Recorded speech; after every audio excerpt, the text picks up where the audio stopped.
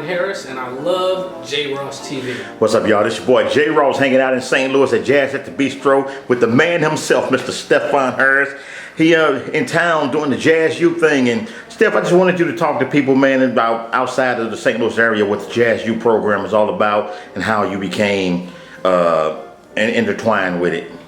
Well, education is one of my passions. I absolutely love teaching as much as I love playing, if not more.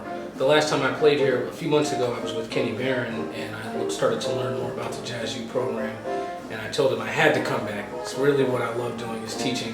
So as I understand, there's about 54 kids in the program, and they had auditions just the past few days, and they had something like 120 kids audition. So it's a great sign of just how popular the music is and what the demand is out there for the music. Yeah, now do you see the passion in the young kids that you felt when you were their age? Oh, absolutely. They love the music, and the level is so much higher than when I was a kid. They have so much more exposure. There's so much more support for jazz and respect for jazz on an institutional level. When I was coming up, there were no jazz bands in most of the schools. In fact, I came up in the 80s in school, and they were cutting most of the band programs at that time. But now you see there's a lot of support for the music and a lot of respect for it. Hey, so what can you tell like young cats coming up, even before they join programs such as this, how to prepare for it and get themselves ready for a task such as this? I think when you're starting out, it's important to understand that this is a music that's about feeling.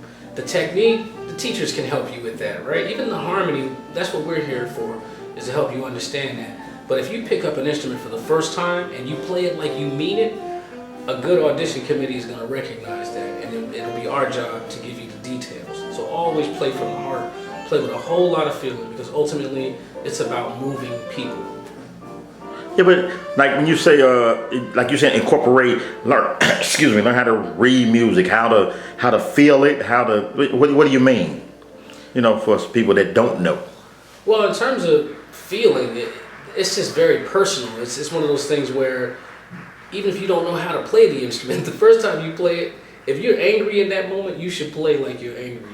If you're feeling sad, you should play like you're sad in that moment, even if you're squeaking on the instrument. The people who are the most successful in this art form are the people who are the most emotionally articulate. It's not the master technicians. Being able to be incredibly fast and fluent on your instrument doesn't mean that people are going to feel you. The audience, 99% of your audience are not musicians. These are people who relate to the music from an emotional perspective. So when you're starting out, if you're teaching a kid, you got to let them play. You got to let them let go, have a good time, and take ownership of the music. Then we work the details in. Yeah. Now, what about your own music? Like you, like you said, you stayed with your sister for 2 months and constructed your CD. Now, where does the inspiration come from? Is it like just from things that surrounding you, and you know? It's funny. Inspiration is that's a complicated thing, and it's one of those things that you don't want to wait on. You'll be waiting around for a long time and you wait for inspiration. So that's where creativity kicks in, and not only creativity, but it's more about discovery. For me, I look for patterns. I look for things that exist. You take two elements that seem completely different, and you take a broad look at them, and you try to find ways that they could fit together. And if you're really observant, you don't even have to create it. You'll recognize it.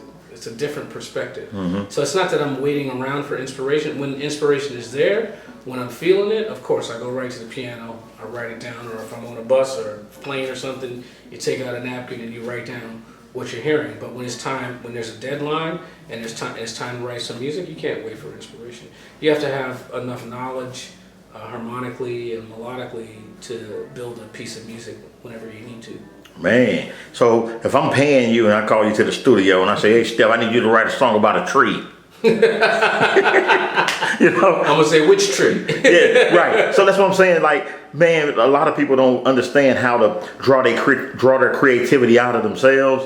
You know, they need other people to do it. So again, in terms of if you ask me to write a song about a tree, the first thing I'm gonna do is I'm gonna be quiet.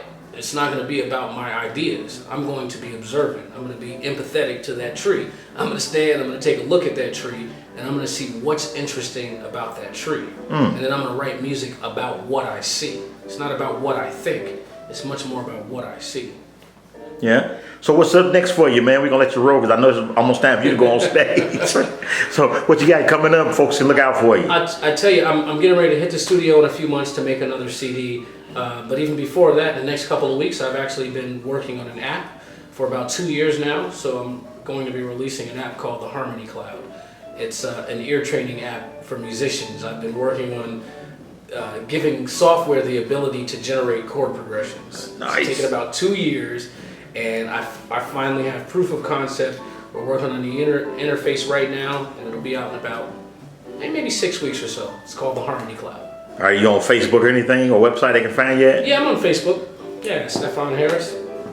All right, y'all, that's Stefon Harris, Vibraphonist extraordinaire in St. Louis. Y'all, we're going to let him roll up out of here. This is J. Ross, 10 million strong. We gone. Peace. All right now.